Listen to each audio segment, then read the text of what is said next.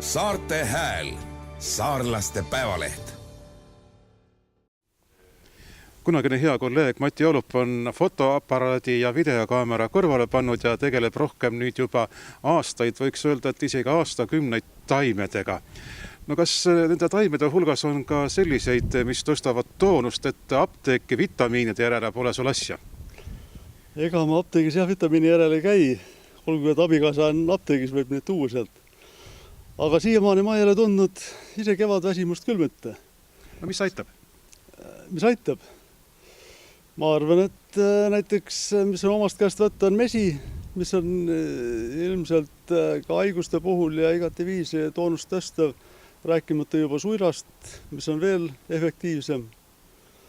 Ja loomulikult igasugu teed. Näiteks, mis mul omal meeldis väga ja meeldib ka praegu, on kibuvitsatee. No, õpeta siis seda ka, kuidas teed teha, kas vesi keema ja marjad sisse või paned juba keedetud vette need marjad? Ma teen nii, et jahvatan ära need marjad, sest terved marjad sealt ei tulla, on väga raske midagi kätte saada. Ta peab olema ikkagi purustatud mari. Seemned on sees, see on juba Seemned jäävad ikkagi, sellest pole midagi. Ja kuum vesi peale, keevvesi ja laseb lihtsalt tõmmata aga sinna võib ka lisada midagi muud, näiteks väga hästi mul omale meeldib kusagile saiali lõis näiteks juurde veel, see on igati tervistav ka. Tekibki küsimus, et mida nüüd juua lihtsalt niisama aeg-ajalt ja kõige parem on muidugi, kui neid ravimteesid vahetada. Juua seal nädal aega ühte, nädal aega teist, et mitte piirduda ühe ravimteega, et juua seda kas või 6 aega järjest. Sellel ei ole enam mõtet ja ravimtoime ei ole ka see. Öeldakse, kes pidevalt küüslauka tarvitab, siis haigused käivad kaarega mööda. Noh, ei tea. Eks ta muidugi tõsi on. Aga kas nüüd kõik haiguse just seda nii universaalset asja ühte ei ole? Ma ei ole ise suur küüslaugu tarbija, aga see aitab kindlasti, jah. Aga ma olen rohkem meega ja siiamaani igatahes talvetel ei ole mulle ka haigused ligi tulnud, nii et ma usun, et mesi on küll üks, mis ja kui sinna ravimteesid ka, aga ravimtee, siis ma ei soovita kuuma ravimtee, siis mett küll mitte panna, sest see hävitab nii-öelda selle mee head omadused ära.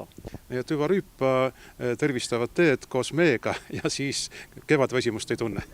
No loodame nii. Mari Kübarsepaga Survest Tiide külas saame kokku Kuressaares, Saare maakonna keskraamatukogus. No Mari, kas nüüd sellel kevadel on Sõrvemaa metsad ja oma koduaed läbi käidud ja esimesed taimed, vitamiinirikkad taimed juba korjatud? Jah, ikka, et juba 6 aega või isegi võib-olla natuke rohkem on saanud süüa värskeid kevadisi taimi. Sõrve on üks väga rikkalik koht taimede poolest. Ja kindlasti kevadel ma soovitan alustada selliste vitamiinipommidega nagu nõges ja nurmenukk, mida ma tarvitan ise ka. Ja lisaks, nagu ma ennegi mainisin, naat ja võilill, mis on väga palju mineraalaineid sisaldavad ja väga, väga rikkalikud kevadised toidulisandid või vitamiinipommid. Ja tõesti väga häid sööke saab kuusekasvudest teha, just kui kasutada neid nagu pestona või siis panna lisandiks õlidesse, ädikatesse, nad annavad sellist omapärast maitselisa. Mina kevadväsimust ei tunne sellepärast, et kui loodusega elada ühes rütmis, siis talvel ollakse nagu talveunes ja kevadel ärgatakse.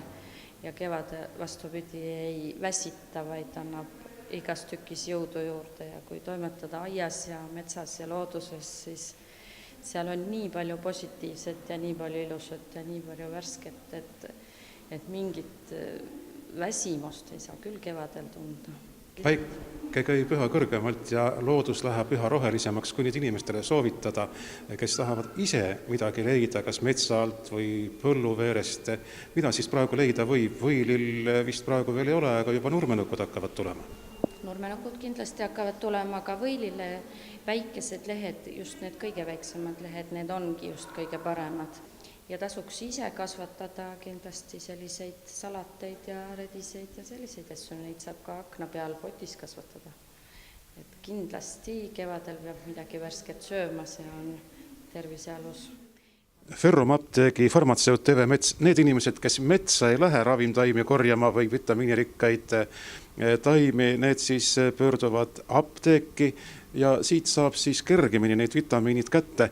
Kas kevad on ka see aeg, et inimesed kurdavad kevadväsimust ja külastavad apteeki tihedamini? Kevadel kui talvel on selline aeg, kus inimesed tõesti ostavad vitamiine. Et siin on natukene inimesel oma valik, et kas ta tahab siis võib-olla enam-vähem, kus on mineraalid, vitamiinid koos, kõik ained olemas, et ta valib sealt hinnaklassi järgi võib-olla, et ma tahan midagi odavamat, et peaasi, et need toimeained oleks kõik olemas. Või siis on mingi konkreetne soov, et ma tahan midagi, mis minul energiat juurde annaks, kas mingisugust lisad, näiteks ženšeniga preparaati või Q10-ga, mis on organismile vajalikud. Et see on nagu inimese valik ka natukene, et mina võin siin soovitada küll ka lihtsalt, et kus oleks nii-öelda kompleks, kus oleks mineraalid, vitamiinid koos, aga siis inimesega koostöös siis otsustame, et missugune võiks siis olla sellel konkreetsel inimesel sobilikum vitamiin. Ja räägitakse, et kevadel läheb kõige rohkem tarvis D-vitamiini. Kas see vastab tööle? D-vitamiin on tegelikult meie kliimas võib-olla natukene puudujääkina pimedal ajal. Et kui juba valgemaks läheb, siis seda D-vitamiini organismis tekib ka päikese toimel. Et pigem oleks just see pimedal ajal võiks seda D-vitamiini rohkem olla. Aga ka kevadel võib seda D-vitamiini olla, sest et D-vitamiin on üldiselt nagu energiat või jõudu andev vitamiin luudele, lihastele toeks. No, sortiment on teil siin ikka üpris rikkalik praegu. Ma mäletan, koolipoisina soovitati meile, et C-vitamiini enne kõik, need olid sellised väikesed hernekommi sugused, väikesed kommikesed, dražeed. Kas praegu ka just vanemad inimesed, kes mäletavad, teavad, et kunagi on C-vitamiine soovitatud, küsivad enne kõik just seda? C-vitamiine küsitakse küll, aga ei ütleks, et see nüüd vanemate inimeste teema ainult on, et C-vitamiini need väiksed dražeed on praegusel ajal ka olemas, muidugi nad on väga väikese annusega suhteliselt võrreldavad 10 vitamiini annusega, mis tähendab, et ühes tabletis võib olla täpselt sama annus, mis on 10 selles väikeses dražees, aga samas nad on omal kohal, kui on inimene haigusest taastumas või kardab haigeks jääda, et C-vitamiin on omal kohal ikkagi ja seda tasub ikka võtta siis tarvitada. Et kui juba annustest rääkida, siis peab kasutama iga vitamiini mõõdukalt, nii et ületarbimine ei tule ka kasuks.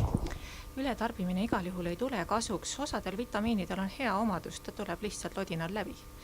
Et see ei jää kuskile organismi püsima, ei tekita mingit kahju, aga on ka neid vitamiine, mis võivad jääda nagu organismi, kui liiga tarvitada, et siis võivad tekkida seal allergilised reaktsioonid ja et pigem jah, ikkagi vaadata neid annusid, et kui on mitu preparaati käepärast, et korraga mitte tarvitada analoogseid asju, et ma võtan ühe firma vitamiine ja teise firma vitamiine ja kolmanda firma vitamiine ja siis, et ma olen hästi tugev ja terve, ei pea alati paika.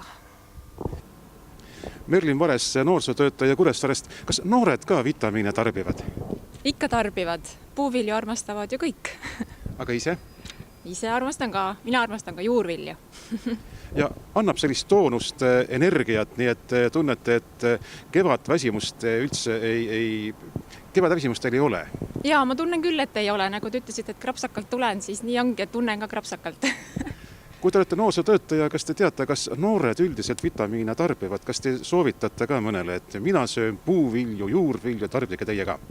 No ma võin öelda küll, aga tõsi on see, et kiiremini tulevad neil kätte need krõpsud ja Coca-Cola kui mahl ja siis juurvili või puuvili. Et eks siis oma eeskujuga ja võib-olla siis kuidagi teistmoodi kättesaadavamaks teha, et teha mingisuguseid üritusi, kus neid pakkuda, et võib-olla ringiga selleni jõuda, et pakkuda neile neid asju.